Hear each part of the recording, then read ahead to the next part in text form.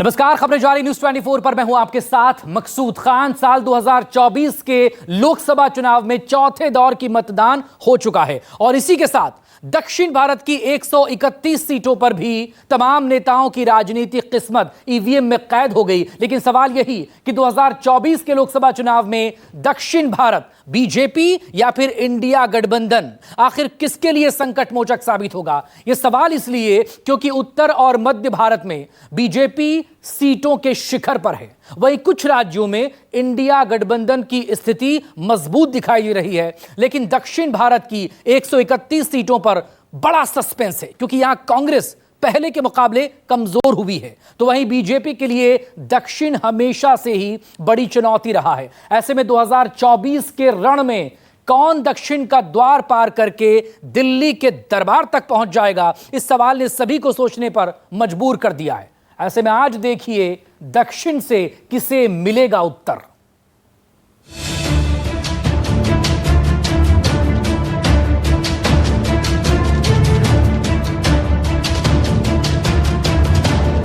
चुनाव आते ही मोहम्मद की दुकान का बोर्ड उतर गया। नरेंद्र मोदी इस किताब को फाड़ कर फेंकना चाहते हैं। बीआरएस की दुकान हमेशा के लिए बंद हो जाएगी। आंध्र प्रदेश की सभी 25 और तेलंगाना के 17 सीटों पर चौथे चरण के मतदान के साथ ही लोकसभा चुनाव में दक्षिण भारत की 131 लोकसभा सीटों पर चुनाव संपन्न हो गया और इन सीटों पर उम्मीदवारों की किस्मत ईवीएम में कैद हो गई। चौथे चरण में आंध्र प्रदेश और तेलंगाना में दिग्गजों की किस्मत का फैसला जनता ने कर दिया, जिसका खुलासा 4 जून को होगा। और इसी के साथ सियासत के सबसे बड़े अखाड़े में दांव पेच का खेल 4 जून तक के लिए शांत हो गया। हमारा काम है ना, 5 साल से कोविड में कोई नजर नहीं आया, अच्छे बुरे वक्त में कोई नजर नहीं आया, तो हमारा काम है और हमको अल्लाह की जात पे पूरा कामिल यकीन है, अवाम पे यकीन है और इंशाल्लाह हम लोग पहले से ज्यादा भारी अक्सरियत से कामयाब होंगे। मंजू जी, क्या लगता है आपको किला ढा देंगे आप ओवैसी का? मेरे हिसाब से वो हट गया है। आज तो सिर्फ हम एग्जाम लिख रहे हैं क्योंकि वो लिखना ही पड़ेगा हमको। लोकसभा चुनाव में दक्षिण भारत का किला फतेह करने के लिए और दिल्ली दरबार की सत्ता पर काबिज होने के लिए एनडीए और इंडिया गठबंधन दोनों ने अपनी पूरी ताकत झोंक दी। क्या मोदी, क्या राहुल दोनों के नेतृत्व में एनडीए और इंडिया दोनों गठबंधनों ने दक्षिण की परिक्रमा की, जनता के बीच वादों का पिटारा खोला, एक दूसरे पर आरोप प्रत्यारोप के बाण छोड़े। कौन अफ्रीकन है, कौन भारतीय है, अब ये कांग्रेस हमारे रंग से तय करेगी। कांग्रेस पार्टी, बहन शर्मिला, मैं खारगे जी, इंडिया गठबंधन, राजशेखर रेड्डी इस किताब की रक्षा करते हैं। जो भी आपको आज तक मिला है वो इस संविधान से मिला है। सिर्फ मोदी राहुल ही नहीं, उनके सहयोगी दिग्गजों ने भी दक्षिण की धरती पर खूब हुंकार भरी, अपनी ताकत दिखाई, जनता को अपना होने का लाभ और दूसरों का नुकसान समझाया, पूरा सियासी समीकरण समझाया। 4 वंदे भारत ट्रेन चालू करी, 26,000 करोड़ की रेलवे की परियोजना फाइनल कर दी, 1,000 करोड़ से सिकंदराबाद और चिरल्लापल्ली 2 रेलवे स्टेशन नए बनाने के काम नरेंद्र मोदी कर रहे हैं। बीआरएस की दुकान हमेशा के लिए बंद हो जाएगी और बीआरएस इस इलेक्शन में इनडायरेक्टली बीजेपी के साथ रहने से वो एक भी सीट जीत नहीं पाएंगे। केसीआर ने बीजेपी के संविधान बदलने का जो बात कर रहे हैं उसके बारे में उन्होंने कुछ नहीं किया। भले ही दक्षिण में चुनाव संपन्न हो गए हों, लेकिन एक बात तो साफ है कि 24 के चुनावी चौसर में दक्षिण वो सेंटर पॉइंट बनने वाला है जिसके बिना किसी की सरकार नहीं बन सकती। ये वो आधार है जिसकी बुनियाद पर दिल्ली दरबार में सत्ता का दावेदार तय होगा। ऐसे में इस बार किसका पलड़ा कितना भारी है, ये जानना और समझना भी जरूरी हो जाता है।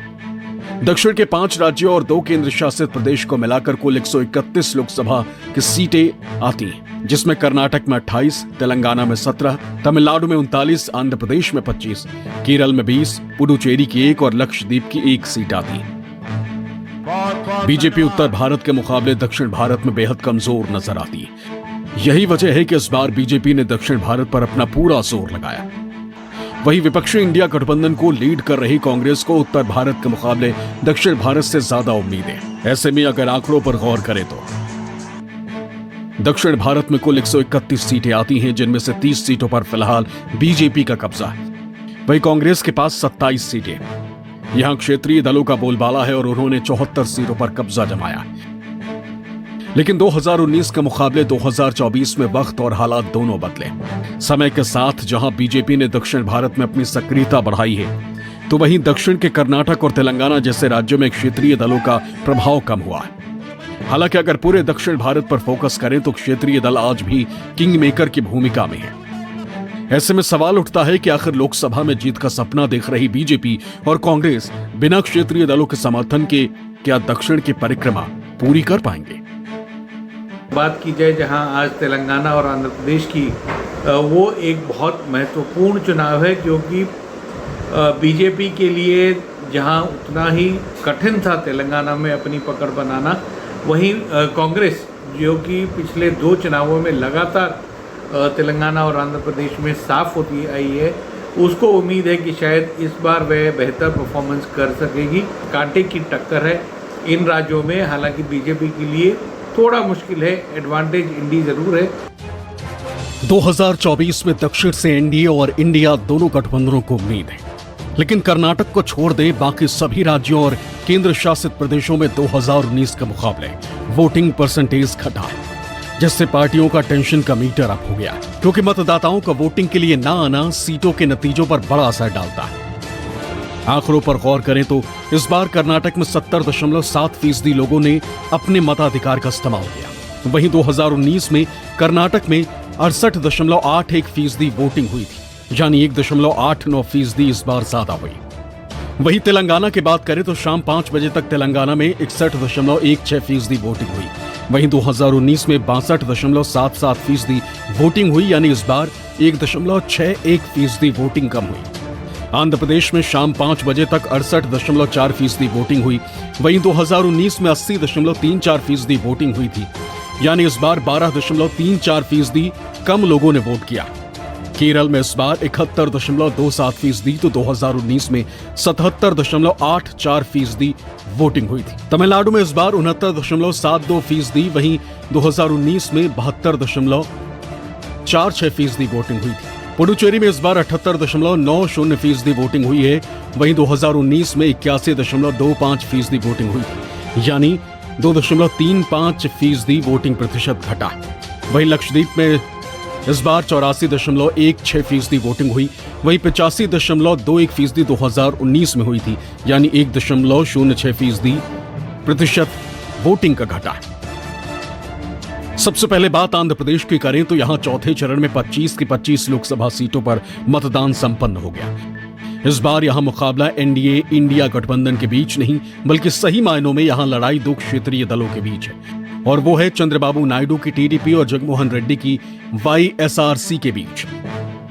हालांकि सीटों की बात करें तो इस बार एनडीए गठबंधन में 3 पार्टियां चुनावी मैदान में उतरी। टीडीपी ने जहां 17 सीटों पर चुनाव लड़ा, तो वहीं बीजेपी ने 6 सीटों पर, गठबंधन के तीसरे दल यानी जेएनपी ने भी 2 सीटों पर चुनाव लड़ा। उधर इंडिया गठबंधन में कांग्रेस 23 सीटों पर, सीपीआई 1 सीट पर और सीपीएम 1 सीट पर चुनावी मैदान में उतरी।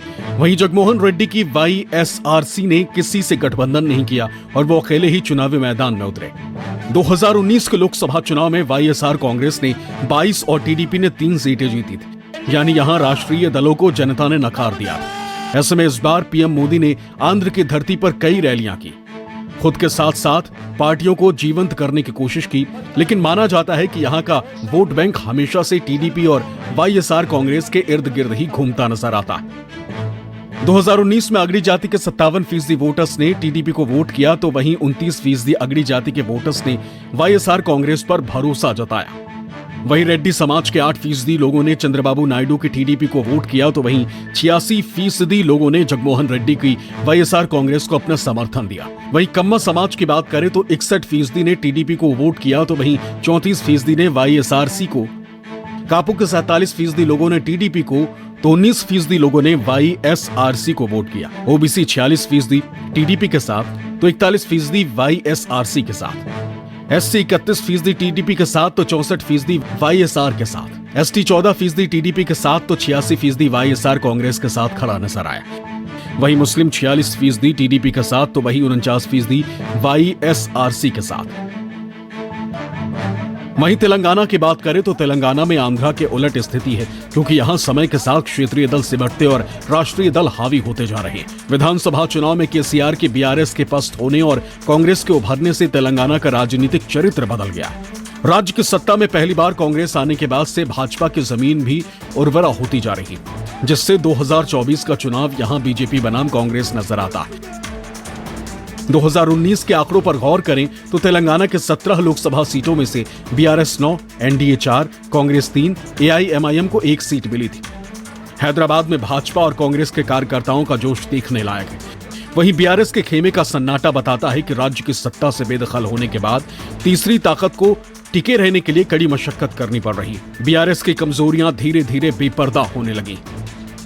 ये जो 2024 का चुनाव है पार्लियामेंट, सीधे सीधे कांग्रेस और बीजेपी के बीच टक्कर है। और अगर मैं इसको और भी स्पेसिफाई करूं, कांग्रेस वर्सेस मोदी है। देश में मोदी बनाम राहुल गांधी हो रहा है, लेकिन यहाँ पर रेवंत रेड्डी का चेहरा यूज कर रही है कांग्रेस। राहुल गांधी का चेहरा या फिर जो उनका पर्सनालिटी है, उनका जो फोटो है, वो यहाँ पे नहीं दिख रहा है। रेवंत को पुश कर रही है, क्योंकि रेवंत अच्छी तरह से अपना नैरेटिव हो या पर्सपेक्टिव हो, वो अच्छा बना रहे हैं। हैदराबाद की चुनावी रणभेरी भले ही अब तक असदुद्दीन ओवैसी के लिए आसान रही, लेकिन 2024 में उनकी चुनौती इतनी आसान नहीं रहने वाली। बीजेपी ने वॉक ओवर देने से इनकार करते हुए एक मजबूत महिला कैंडिडेट माधवी लता को चुनावी मैदान में उतारा है। राष्ट्रवाद की छवि और हिंदुत्व पर वो आक्रामक तरीके से बोलती है। मुस्लिम महिलाओं के बीच उनकी अच्छी पैठ है। साफ है, बीजेपी ने हैदराबाद से पहली बार ऐसा उम्मीदवार उतारा है जिसको लेकर कार्यकर्ताओं के बीच उम्मीद भी है और जोश भी। जो बीजेपी और आरएसएस हमारी तहजीब और तमद्दुन के खिलाफ है, हम उसके खिलाफ मजलिस इत्तेहादुल मुस्लिमीन के हक में वोट देंगे। हम उस उम्मीदवार के खिलाफ वोट देंगे जो हमारी इबादत गाहों पर तीर चलाने का काम करना चाहती है। हम तीर चलाने वालों को वोट नहीं देंगे, हम मोहब्बत बरसाने वालों का साथ देंगे। हम इबादत गाहों को नुकसान पहुंचाने वालों का साथ नहीं देंगे, हम इबादत गाहों की हिफाजत करने वालों का साथ देंगे। असदुद्दीन ओवैसी ट्रिपल तलाक के विरुद्ध में वोट डालना चाह रहे थे। इसका मतलब है वो चाहे मुसलमान हो या हिंदू हो, औरत जात से वो मर्यादा नहीं रखते हैं, औरत को वो आगे बढ़ने नहीं देंगे। इस प्रकार के राजनीतिक ने जब तक पॉलिटिक्स में है, औरत की बढ़ावा, औरत आगे कभी नहीं बढ़ेगी। कर्नाटक से इस बार बीजेपी को खासी उम्मीदें हैं। इसी उम्मीद के चक्कर में बीजेपी ने एचडी कुमारस्वामी की पार्टी जेडीएस से हाथ मिलाया, लेकिन कर्नाटक के 28 में से 14 सीटों के मतदान के अगले ही दिन पूर्व पीएम एचडी देवेगौड़ा के पोते और कर्नाटक सरकार के पूर्व मंत्री एचडी रेवन्ना के बेटे प्रज्वल रेवन्ना के सेक्स स्कैंडल ने बीजेपी को बड़ा झटका दे दिया। ऐसा झटका जो बीजेपी के गले की हड्डी बन गई। हालांकि उसके बाद बाकी 14 सीटों पर मतदान से बीजेपी को नुकसान तो जरूर होगा। 2900 वीडियो, ऑड वीडियो, उतना औरत है उसमें, इतना संतरस्त लोग है, तो किसी के लिए भी किसी काम के लिए भी गए होंगे उनके पास, और उनके साथ ही काम करते होंगे, उनके घर में काम करते होंगे। बूढ़ी औरत के साथ भी वो ऐसा करता है तो इम्पैक्ट होता है, क्योंकि सोसाइटी इतना अभी तक मॉरल खोया नहीं है। कितने भी पॉलिटिशियन खोया होगा, सोसाइटी अभी तक उसको देखती है, उतना होता है। सत्ता की हैट्रिक बनाने के लिए पीएम मोदी ने नए साल की शुरुआत दक्षिण भारत के राज्यों से की। विधानसभा चुनावों में कांग्रेस ने गारंटियों का दम भरा था, तो पीएम मोदी ने दक्षिण के राज्यों में मोदी की गारंटियों का बिगुल फूंक दिया। अपने दक्षिण के दौरे में पीएम मोदी तमिलनाडु, लक्षद्वीप और केरल का दौरा किया। प्रधानमंत्री ने तीनों जगहों पर हजारों करोड़ की परियोजनाओं का शिलान्यास और लोकार्पण किया। पीएम मोदी ने तमिलनाडु के तिरुचिरापल्ली में करीब 20,000 करोड़ रुपए की लागत से कई विकास परियोजनाओं का लोकार्पण और शिलान्यास किया। तो वहीं पीएम मोदी ने लक्षद्वीप में 1,150 करोड़ रुपए की परियोजनाओं का उद्घाटन और शिलान्यास किया। पीएम मोदी ने केरल में रोड शो के जरिए कांग्रेस और विपक्षी गठबंधन पर करारा हमला किया। पीएम मोदी ने केरल के त्रिशूर में रोड शो किया। इसके बाद पीएम मोदी ने बीजेपी के महिला सम्मेलन को संबोधित करते हुए केरल की बेटियों की आजादी, संस्कृति और संविधान के निर्माण में भूमिका की तारीफ की। केरला की बेटियां ने भारत की आजादी, संस्कृति और संविधान के निर्माण में महत्वपूर्ण भूमिका निभाई है। एवी कट्टीमालु अम्मा, अकम्मा चेरियन, रोसम्मा पनूस जैसी वीरांगनाओं ने स्वतंत्रता आंदोलन को नई ऊर्जा दी। आदिवासी कलाकार नांजी अम्मा को उनकी अद्भुत कला के लिए नेशनल अवार्ड देना, इसका सौभाग्य भी हमें मिला। पीटी उषा जी हो, अंजू बॉबी जॉर्ज हो, ये पूरे देश की बेटियों के लिए बहुत बड़ी प्रेरणा है। दक्षिण भारत को साधने के लिए बीजेपी ने हिंदुत्व और मंदिर कार्ड का भी इस्तेमाल किया। अयोध्या में प्राण प्रतिष्ठा से पहले प्रधानमंत्री नरेंद्र मोदी 2 दिन के आंध्र प्रदेश और केरल के दौरे पर भी पहुंचे थे। इस दौरान उन्होंने लेपाक्षी पहुंचकर 486 साल पुराने वीरभद्र मंदिर में पूजा अर्चना की। मंदिर परिसर में बैठकर पीएम मोदी ने राम भजन भी किया।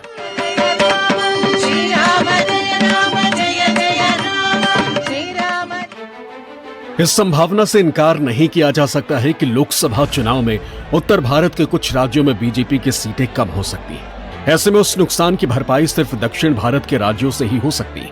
यही वजह है कि बीजेपी दक्षिण भारत के राज्यों में बेहद बारीकी से चुनावी रणनीति पर काम कर रही है। दक्षिण भारत में भारतीय जनता पार्टी CCC फॉर्मूले पर काम कर रही है। CCC का मतलब है कल्चरल नेशनलिज्म, करप्शन और क्रेडिबिलिटी। जानकारों का मानना है कि बीजेपी की कोशिश है कि जमीनी स्तर पर संगठन को मजबूत किया जाए, अलग अलग क्षेत्रों से जुड़ी लोकप्रिय हस्तियों को पार्टी से जोड़ा जाए और वोटर्स के बीच अपनी विश्वसनीयता को मजबूत किया जाए। तेलंगाना को छोड़कर आंध्र प्रदेश, तमिलनाडु और केरल में कांग्रेस की हालत कुछ खास अच्छी नहीं है। कांग्रेस के कैडर, लीडर और वोटर तेजी से दूसरी पार्टियों में जा रहे हैं। कांग्रेस यहां बीजेपी का डर दिखाकर पैठ बनाने की कोशिश कर रही है। पुरानी पार्टी होने के नाते लोगों को अपने काम याद दिला रही है और कोशिश कर रही है कि पार्टी का पुनर्गठन किया जा सके। हालांकि दक्षिण में जिसे जनता का आशीर्वाद मिलेगा उसी की सरकार दिल्ली में बनेगी, इस बात से इनकार नहीं किया जा सकता। ऐसे में देखना दिलचस्प होगा कि 2024 के चुनावी चौसर में दक्षिण में किसका झंडा बुलंद होता